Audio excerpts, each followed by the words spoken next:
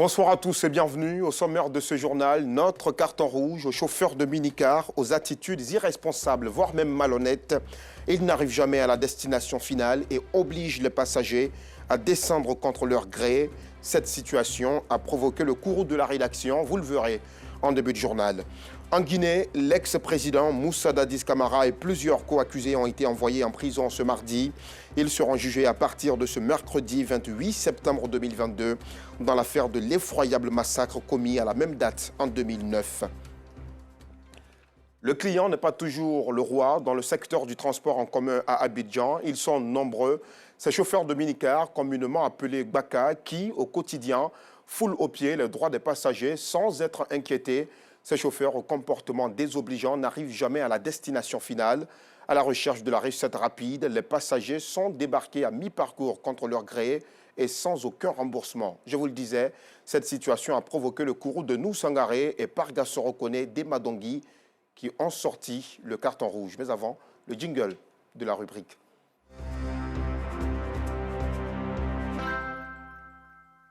Allez, on part tout de suite pour ce carton rouge que décernent ce soir Nou Sangaré et Parga Sorokone d'Emadongui à ces chauffeurs malhonnêtes. Deuxième arrêt, commune d'Abobo. Nous sommes à la gare des minicars communément appelés Baka. Zoumana est à la recherche des minicars pour rallier la gare Rénol dans la commune d'Adjami. Après quelques minutes d'attente, il réussit à prendre place à bord d'un minicar direction la commune d'Adjami. Malheureusement, le jeune homme n'arrivera pas à destination. Le chauffeur vient de débarquer les passagers à bord de son véhicule. On m'a dit non, il descend à la Renault, mais le Renault m'a envoyé à bas du pont. Chaque fois, c'est toujours comme ça. On paye 2 fois le transport pour arriver à Djambi. C'est une scène récurrente dans le secteur du transport en commun. À Abidjan, dans la capitale économique, l'adage « le client est roi » ne semble pas être une réalité. À Boulay, et certains passagers viennent de l'apprendre à leurs dépens. Je n'arrive pas à comprendre l'attitude de ces jeunes. Le chauffeur doit normalement me laisser à Djamé Mosquée. Mais regardez où je me retrouve. Je dois faire le reste du trajet à pied. Avec mon âge, ce n'est pas moins d'1 kilomètre que je dois parcourir encore. Ce n'est pas normal. C'est parce que nous sommes convenus au départ. Vous montez, vous êtes amis, mais à la descente, vous devenez ennemis. Ces chauffeurs et leurs convoyeurs sans foi ni loi foulent au quotidien le droit des usagers de transport en commun avec, selon eux, des arguments fallacieux. Bah non, la recette là, c'est 30 000. Tu as vu, non? Non, on ne peut pas faire un bouteille à bobo après pour ici là. Donc quand c'est comme ça, c'est pas bon. On sort à 4 h du matin. Toute la journée, si tu fais le travail, bon, tu peux faire 5 voyages comme cela. Par jour, on fait 5 voyages, 6 voyages. En bouillard, ça ne nous arrête pas. Avant, on faisait les 10 voyages, 12 voyages. On fait recette normale. Mais avec le temps là, ça nous fatigue un peu. C'est pour cela qu'on ne rentre pas dedans. Les passagers sont descendus sans aucun remboursement de la moitié du transport. Ceux qui ont de la chance sont souvent reversés dans d'autres minicars pour poursuivre le trajet. Ça m'est arrivé au Carrefour Azur. Une fois, il a dit liberté, liberté, forum, 250. On est arrivé à Azur, ça n'avance pas. Lui, il a dit descendez, venez, là vous mettez dans telle voiture. Et c'est pas comme ça, elle a continué. Quand il nous met dans un autre véhicule, généralement c'est lui qui gère. Il s'arrange avec le chauffeur du véhicule dans lequel nous allons monter. Il s'arrange avec lui pour que tout se passe bien en fait. Je pense que ce n'est pas du tout agréable parce que dans le travail, il faut qu'on soit quand même honnête. Voilà, là, lorsque tu prends un passager, sa destination, lorsqu'il paie son transport, dépose à sa destination pour que chacun de nous, de part et d'autre, nous soyons tous satisfaits. Ce comportement désobligeant de ces chauffeurs a même amené les passagers à baptiser l'un des carrefours de la commune d'Adjamé, Mayafa, un carrefour situé dans le dos de la gare nord de la Sotra. Parce que normalement, ils doivent arriver à la mosquée pour aller descendre les gens. Mais une fois quand ils arrivent là, soit ils descendent là, dans les femmes, ils disent Mayafa, Mayafa. Mayafa, ça veut dire que je ne te pardonne pas en Djoula. À la fêtière des organisations des entreprises de transport routier en Côte d'Ivoire, l'heure est à la sensibilisation. Outre la sensibilisation, l'État, à travers l'autorité de la mobilité urbaine du Grand Abidjan, AMUGA, a initié le projet des arrêts minutes qui sont l'équivalent des abribus, un moyen qui, selon le directeur général du Haut Conseil du patronat des entreprises routières de Côte d'Ivoire, permettra aux chauffeurs de ne pas embarquer et débarquer les clients n'importe où. Ces arrêts minutes de l'AMIGA du ministère des Transports viennent donc régler définitivement ce problème. Pour que désormais, le conducteur sache où faire le coup de frein pour descendre le passager, où faire le coup de frein pour embarquer le passager. Ça veut dire que si entre ces deux zones, le conducteur se permet de faire un arrêt ou un stationnement hors de ces zones identifiées, bien entendu, il tombe sur le coup d'une infraction qui va être constatée par des agents du contrôle. Parce que rien ne sert donc de travailler dans le cafouillage, on ne gagne rien au finish. Il faut toujours mettre un brin d'honneur sur la qualité du service qui est rendu aux populations. En attendant que ce projet soit effectif, la rédaction de RTI2 attribue un carton rouge à ces chauffeurs aux attitudes irresponsables, voire malhonnêtes, qui n'arrivent jamais à la destination finale et obligent les passagers à descendre contre le gré. Vivement que de telles attitudes et comportements cessent sur nos routes pour le bonheur des usagers. Il faut avoir emprunté une fois les Gbaka pour comprendre combien cette situation est énervante. Carton rouge mérité. Merci à nos très chers Nousangaré et Pargassoro Kone d'Emadongui. À présent, une autre situation pas tout à fait réduisante. Les enseignants et les élèves du groupe scolaire Grand Bapleu dans le département de Mans crient au secours. Leur école, qui comprend les niveaux du primaire et de la maternelle, est dans un état de dégradation très avancé. Et c'est dans des conditions difficiles de travail que les enseignants dispensent les cours aux apprenants. Ils ont un rêve, celui d'obtenir d'excellents résultats en fin d'année. Pour cela, ils souhaitent que leur école soit réhabilitée. C'est ce que nous dit Pargassoro Kone d'Emadongui. Créé en 1988, le groupe scolaire Grand Bapleu, dans la région des 18 montagnes, compte aujourd'hui 4 écoles primaires et une maternelle, toutes dans un état de dégradation très avancé. C'est dans ces deux corps et ce cadre sombre et désuète que le corps enseignant dispense les cours chaque jour, ce avec tous les dangers que cela peut contenir. Vraiment, il faut une réhabilitation. Une réhabilitation, mais c'est insuffisant. Il faut vraiment un nouveau bâtiment, 3 classes pour l'école Grand Bapleu 3. Et même le bureau du conseiller, vous avez vu tout à l'heure, ce n'est pas la peine, on ne peut même pas s'asseoir même pour travailler là-bas. Pourtant, dans ce groupe scolaire, on a plus de 1500 élèves dans ce groupe scolaire. Ce sont des enseignants démotivés, pratiquement au bout du souffle, qui essaient de donner le meilleur d'eux afin d'offrir aux apprenants un enseignement de qualité. Pour aider les enfants, là, il faut être dans un cadre approprié pour que les enfants aussi puissent assimiler ce qu'on leur donne. Tu es assis là et puis le plafond quitte en haut, tomber sur ta tête. Franchement, c'est pas ça. Étant dans cet état-là, vraiment, c'est pas du tout facile. C'est nos autorités qui peuvent nous venir en aide. Nous sommes aussi des élèves et des enfants de la Côte d'Ivoire. Qu'ils aient un regard de compassion pour notre établissement afin que nous aussi, nous ressemblons aux écoles d'ailleurs. Selon directeurs et enseignants, pour obtenir d'excellents résultats en fin d'année, il est nécessaire que les conditions de travail des formateurs, mais aussi des élèves, soient de qualité. D'où l'appel de détresse aux autorités compétentes afin d'agir au plus vite. En attendant que le corps éducatif de Bapleu obtienne de meilleures conditions de travail, à Abidjan, une organisation non gouvernementale a décidé de soutenir les parents d'élèves en difficulté à l'occasion de cette rentrée des classes. Il s'agit aussi d'aider les enfants en situation de handicap, issus surtout de milieux défavorisés. La remise officielle de ces dons de l'ONG bénévolat Handi Action Sociale s'est tenue dans la commune de Koumassi samedi dernier, comme nous l'expliquent Yacouba Koulibaly et Clément Boko. Quartier Oufouette-Boigny, commune de Koumassi.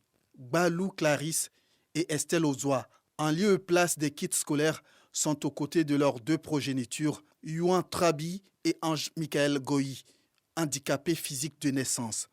Comme d'habitude, ils ne pourront pas aller à l'école comme leurs camarades. Une situation qui réduit la mobilité de ces mères aux revenus assez modestes, préoccupés à les assister au quotidien. Face à cette réalité, Jean-Michel Kouakou, président de l'ONG bénévolat Handi Action Sociale, a procédé le samedi 24 septembre dernier à la distribution de près d'une centaine de kits scolaires pour voler au secours des parents en difficulté. Cette activité, parce que nous avons le pouvoir d'impacter les enfants issus de milieux défavorisés ayant un handicap pour soutenir vraiment les parents en difficulté.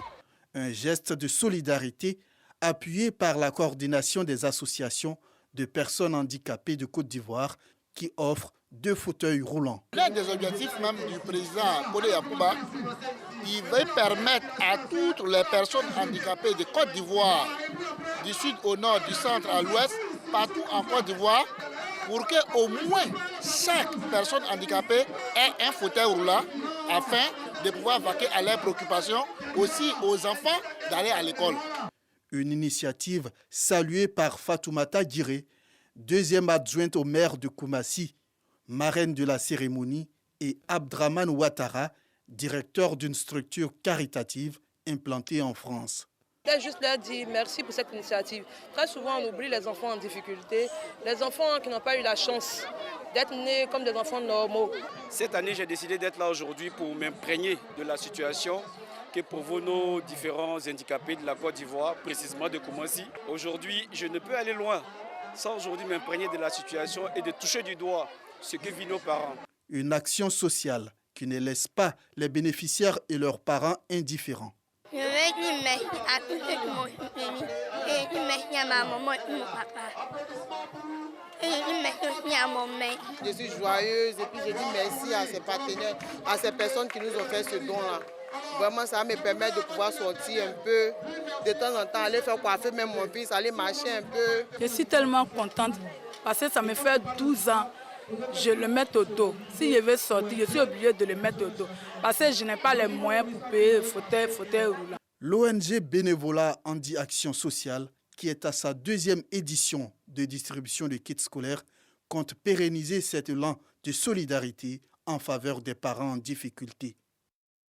On en arrive à cette immersion dans l'une des traditions du peuple akan. Il s'agit du pagne funéraire en pays Agni. Ce pagne est porté au cours des funérailles d'une autorité traditionnelle, administrative ou politique.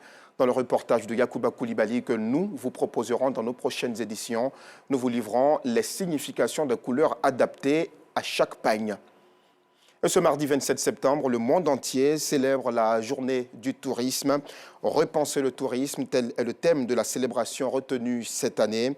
Une thématique optimiste quant à la résilience de ce secteur au sorti de la pandémie de la Covid-19 qui a altéré son essor, mais bien sûr sans en briser ses ressorts.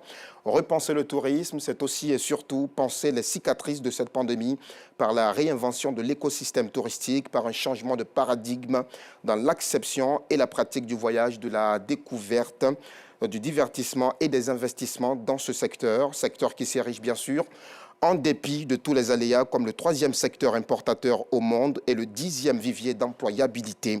Le gouvernement ivoirien, quant à lui, s'est doté depuis 2018 de la stratégie nationale de développement touristique appelée Sublime Côte d'Ivoire, qui ambitionne d'établir la destination ivoirienne dans le top 5 africain à l'échéance 2025, avec 5 millions de visiteurs annuels, tout en positionnant notre pays comme un véritable hub d'affaires et la base du divertissement loisirs régional. Et bien sûr, nous aussi, notre rédaction est pleinement engagée dans cette promotion du tourisme à travers tous ces reportages que nous vous proposons tous les samedis à travers la rubrique Escale 225. Je vous propose maintenant un tour de tourisme exceptionnellement. Suivez-nous maintenant dans le nord du Niger. Notre envoyé spécial Bintou Pekele nous amène à la découverte d'un paysage différent des nôtres dans le désert de la région de l'Aïr, des pierres posées et superposées forment des montagnes, un paysage totalement différent mais surtout magnifique. Regardons ce reportage.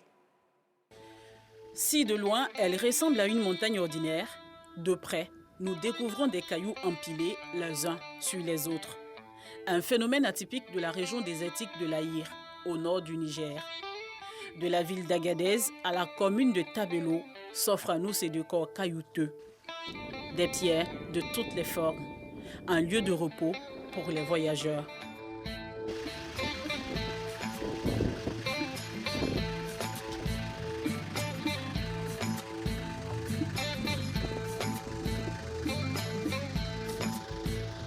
Parfois, je vois un voyage de 6 heures de temps, 7 heures de temps, comme ça là. On est obligé de s'arrêter un peu pour une pause petit café là, pour continuer d'abord. Mais ici, là, presque je connais presque l'air. Les déserts, les montagnes. Derrière ces roches vivent les Touaregs. Des roches qui en savent beaucoup sur leur vécu. Nous, on est nés ici. On croyait que partout c'est comme ça. Ce que vous voyez autour de nous, c'est là où on suit nos petits ruminants, les chèvres ou les brebis. Les montagnes là, on monte, on descend. C'est en même temps un jeu, un grand espace. Selon la légende, ces roches étaient autrefois de la viande. J'étais avec un vieux, il m'a donné sa version d'histoire, que dans les années antérieures, les montagnes là, c'est de la viande. Il suffit que la personne vienne couper, il mange, tout est mou, tout est comme la viande normale. Mais seulement l'égoïsme de l'homme a transformé ça en pierre. Un beau paysage à découvrir, un paysage pittoresque et un atout touristique pour ce pays. Le massif de l'Aïr, ce joyau culturel nigérien, attirait de nombreux touristes.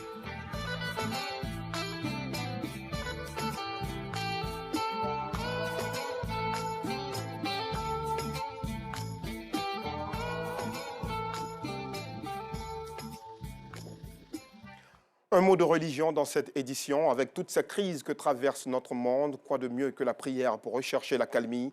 La Fédération pour la paix universelle a organisé à cette fin une prière œcuménique. Plusieurs communautés religieuses ont prié pour la paix et la cohésion sociale en Côte d'Ivoire et ailleurs dans le monde. La prière s'est tenue vendredi 23 septembre 2022 à la grande mosquée Fatima Zahra de Grand Bassam. Clarisse Kanyala et Anicette Konan-Blessing ont pris part à cette prière. Grand Bassam, mosquée Fatma Zahra. Ils sont de différentes confessions religieuses, venus prier pour la paix et la stabilité dans le monde et en Côte d'Ivoire. Nous sommes tous issus d'Abraham, que ce soit les musulmans ou les chrétiens, nous avons un même Père. Et donc quand il s'agit de paix, d'église, que les religieux, toutes tendances, doivent se mettre en accord pour parler d'une seule voix, la paix. Et nous prions pour nos frères et nos amis et nos enfants qui se trouvent aujourd'hui au Mali. Nous avons profité aussi de prier pour notre pays qui est la Côte d'Ivoire. La paix commence par soi-même. Quand on parle de la paix, c'est moi, c'est vous et c'est tout le monde. Ce grand rendez-vous de prière en faveur de la paix, une initiative de la Fédération pour la paix universelle section Côte d'Ivoire. Si nous voulons connaître la vraie paix, il nous faut d'abord pratiquer l'amour vrai, sans rien attendre en retour. C'est la formule. Une paix véritable n'est possible que si elle est fondée sur l'amour vrai à tous les niveaux des relations humaines. Le message du président de la Fédération a reçu l'adhésion des hommes de Dieu, des fidèles et des ambassadeurs de paix. Cette cérémonie de prière à Grand Bassam s'inscrit dans le cadre de la Journée internationale de la paix, célébrée chaque 21 septembre. Sa commémoration en Côte d'Ivoire est une tradition pour la Fédération pour la paix universelle, une alliance internationale résolue à bâtir un monde de paix et de tolérance. Hors de chez nous, en Guinée, l'ex-président Moussa Dadis Camara et plusieurs co-accusés ont été envoyés en prison ce mardi. Ils seront jugés à partir de ce mercredi 28 septembre 2022 dans l'affaire de l'effroyable massacre commis le 28 septembre 2009. L'avocat de Dadis Camara a indiqué que le procureur a fait embarquer ses 6 clients à la maison centrale, c'est-à-dire la prison, où ils seront, semble-t-il, retenus jusqu'à la fin de la procédure. Au Kenya, le président William Ruto a procédé à la nomination des membres de son gouvernement, une équipe de 22 ministres, dont 7 femmes. Il n'a donc pas respecté la parité promise durant la campagne. L'explosion des prix des carburants et des produits de première nécessité, mais aussi la dette multipliée par 6 depuis 2013 sont, entre autres, les défis qui attendent cette nouvelle équipe. Et puis, cette nomination surprenante en Arabie Saoudite, le prince héritier Mohamed Ben Salman a été fait Premier ministre selon un décret royal publié ce mardi 27 septembre par l'agence de presse officielle SPA. Nomination surprenante car le poste de Premier ministre en Arabie Saoudite est traditionnellement occupé par le roi. C'est la fin de ce tour de l'actualité nationale et internationale. Merci pour votre fidélité à nos programmes. Prochain rendez-vous à 12h30 demain. Moi, je vous retrouve à la même heure sur la même chaîne avec un autre regard. Bonsoir.